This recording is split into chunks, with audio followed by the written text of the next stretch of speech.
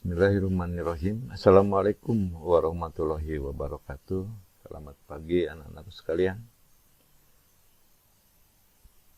Selamat berjumpa kembali dengan Bapak dalam pelajaran IPA. Mudah-mudahan pada kali ini kita dalam keadaan sehat walafiat, terhindar dari musibah, terutama COVID-19. Pada kesempatan ini, Bapak akan membahas tentang bioteknologi. Merupakan pertemuan yang pertama. Apa saja yang akan kita bahas, kita lihat dulu, yaitu kompetensi dasarnya. 3.9 mendeskripsikan penerapan bioteknologi dalam mendukung kelangsungan hidup manusia melalui produksi pangan. 4.8 menyajikan data, ide-ide atau penelusuran informasi tentang penerapan bioteknologi dalam mendukung keberlangsungan hidup manusia melalui produksi pangan. Indikator yang akan dicapai diantaranya menjelaskan prinsip dasar bioteknologi, menjelaskan perbedaan prinsip dasar pengembangan bioteknologi konvensional dan modern, mengidentifikasi penerapan bioteknologi dalam berbagai bidang, mengidentifikasi sumber-sumber agen bioteknologi dan produk yang dihasilkan, menjelaskan prinsip rekayasa genetika dan hasil produksinya. Lalu yang lainnya, menjelaskan keuntungan dan kerugian dari penerapan bioteknologi dalam berbagai bidang, menganalisa perbedaan kandungan gizi bahan baku bioteknologi dengan produk bioteknologi, menemukan solusi dalam mengatasi pencemaran lingkungan dengan menerapkan prinsip bioteknologi, menerapkan prinsip bioteknologi dalam pembuatan salah satu produk bioteknologi secara konvensional. Oke, kita bahas satu persatu. Bioteknologi dan perkembangannya serta bioteknologi pangan. Bioteknologi asal katanya bio dan teknologi. Kita sedang membahas tentang biologi IPA. Nah, bio artinya makhluk hidup ya, untuk menghasilkan produk dan jasa yang bermanfaat bagi manusia. Bioteknologi ini sudah dikerjakan sejak ratusan tahun yang lalu ya, karena telah bertahun-tahun menggunakan mikroorganisme, yaitu berupa bakteri dan jamur ragi. Salah satu contohnya yaitu makanan yang bermanfaat seperti tempe, roti, anggur, keju, dan yogurt. Istilah bioteknologi baru berkembang setelah Pasteur menemukan proses fermentasi itu dalam pembuatan anggur. Di bidang pertanian juga sudah menggunakan mikroorganisme sejak abad ke-19, yaitu untuk mengendalikan hama serangga dan menambah kesuburan tanah. Nah, kita lihat perbandingan bioteknologi konvensional dan modern. Di antaranya karakteristik teknik yang digunakan untuk konvensional disebut fermentasi. Yang modern, DNA rekombinan yang digunakan.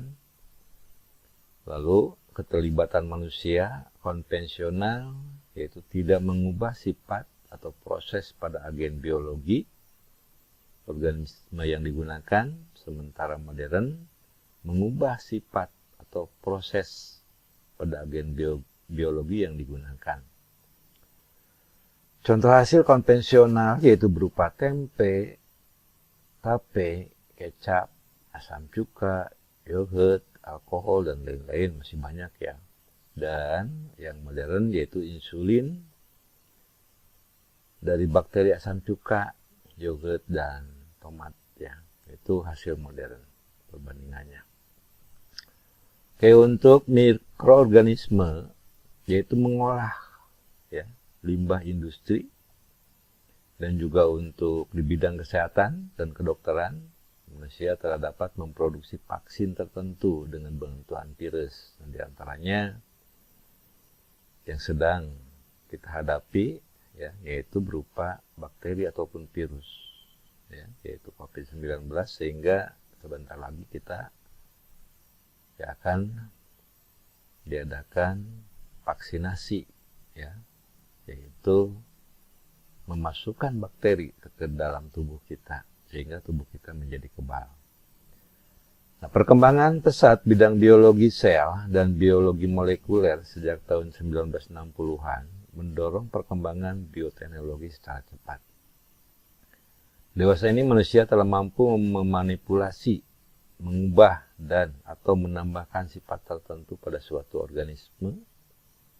Pengubahan itu dilakukan pada tingkat DNA atau deoksiribonukleik acid, yaitu asam deoksobenzoat, yaitu suatu rantai kimia yang terdapat di dalam inti sel yang mengontrol seluruh aktivitas sel, termasuk sifat suatu organisme.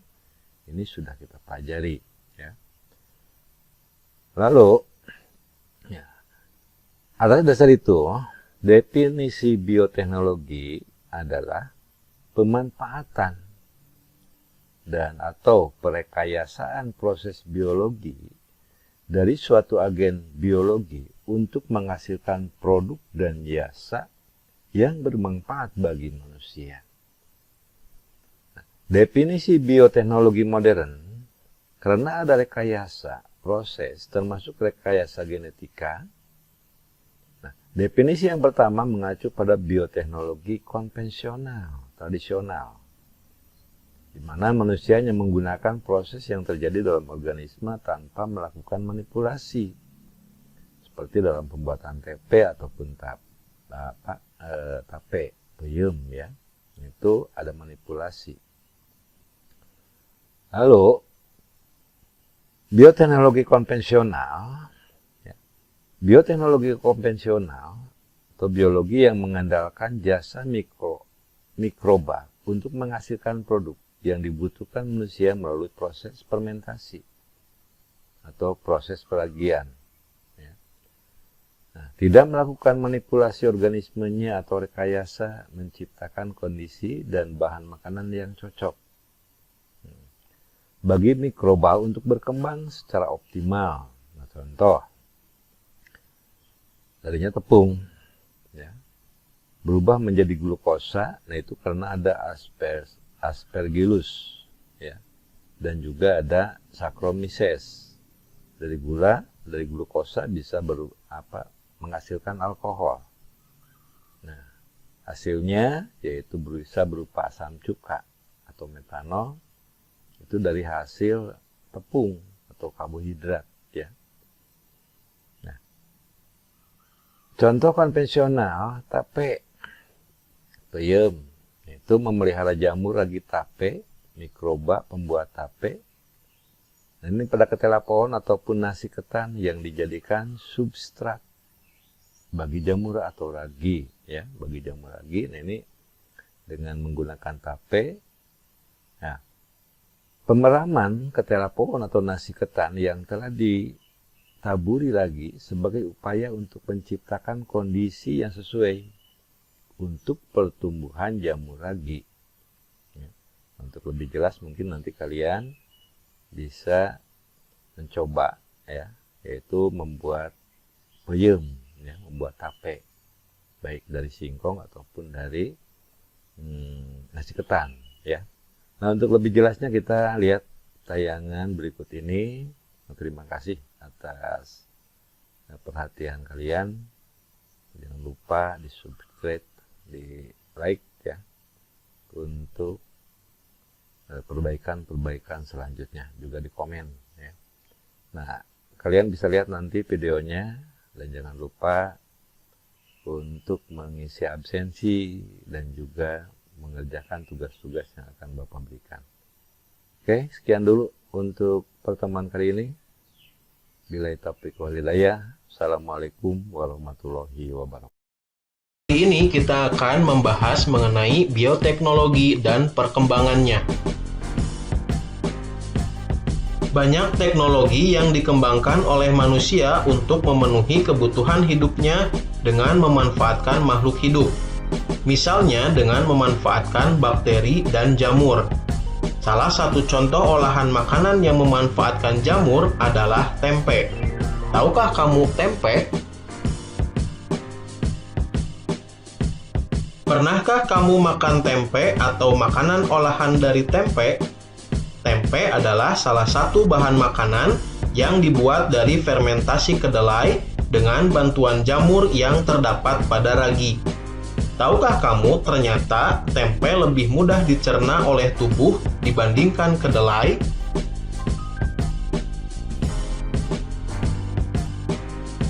Tahukah kamu bahwa tempe memiliki kandungan antioksidan yang mampu menangkal radikal bebas penyebab kanker?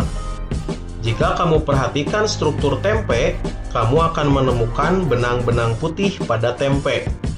Benang-benang tersebut disebut dengan hifa. Hifa merupakan tubuh jamur yang membentuk jejaring.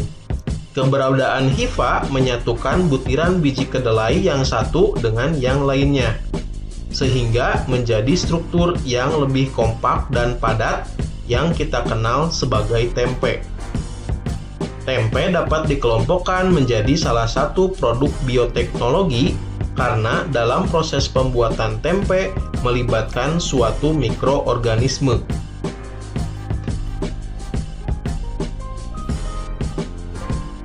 Tahukah kamu sebenarnya apakah bioteknologi itu?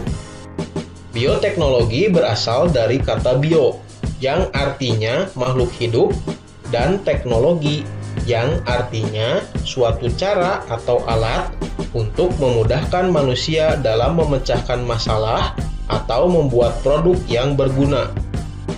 Bioteknologi dapat didefinisikan sebagai penggunaan organisme atau bagian dari organisme untuk membuat suatu produk atau jasa, sehingga dapat mensejahterakan manusia.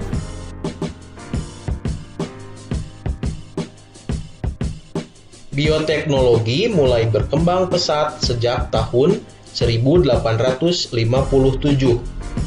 Setelah Louis Pasteur menemukan hasil fermentasi yang dilakukan oleh mikroorganisme. Pada tahun 1920, proses fermentasi yang melibatkan mikroorganisme sudah banyak digunakan untuk membuat larutan kimia, seperti pembuatan alkohol.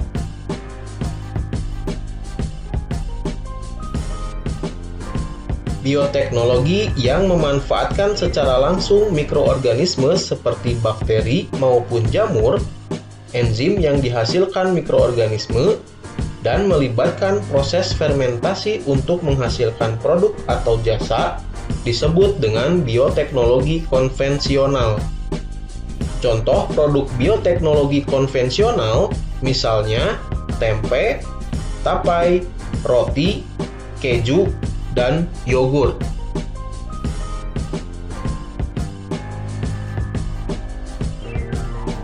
Seiring dengan perkembangan ilmu pengetahuan, bioteknologi juga terus berkembang menjadi bioteknologi modern. Dalam bioteknologi modern melibatkan prinsip biokimia, biologi molekuler, dan rekayasa genetika. Bioteknologi modern tidak terlepas dari penemuan enzim-enzim yang membantu dalam proses rekayasa genetika.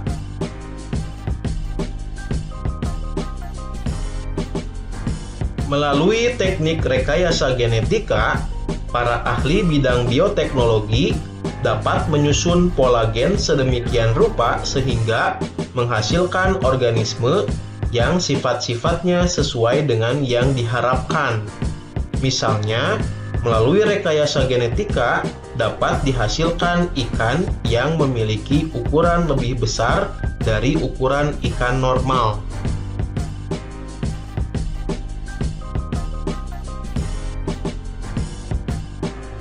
Teknik rekayasa genetika dikenal juga dengan istilah teknik DNA rekombinan, yaitu proses mengkombinasikan DNA suatu organisme ke dalam DNA organisme lain.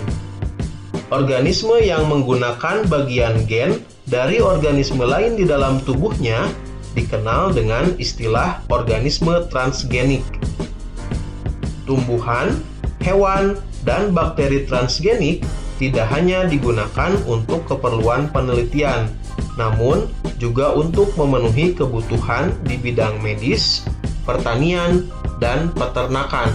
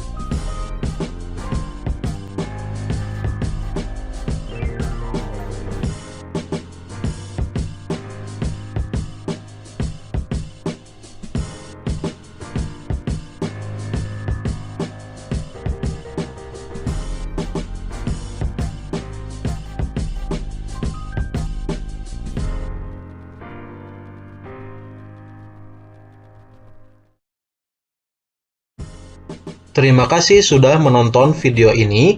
Jangan lupa untuk mendukung channel ini dengan menekan tombol subscribe.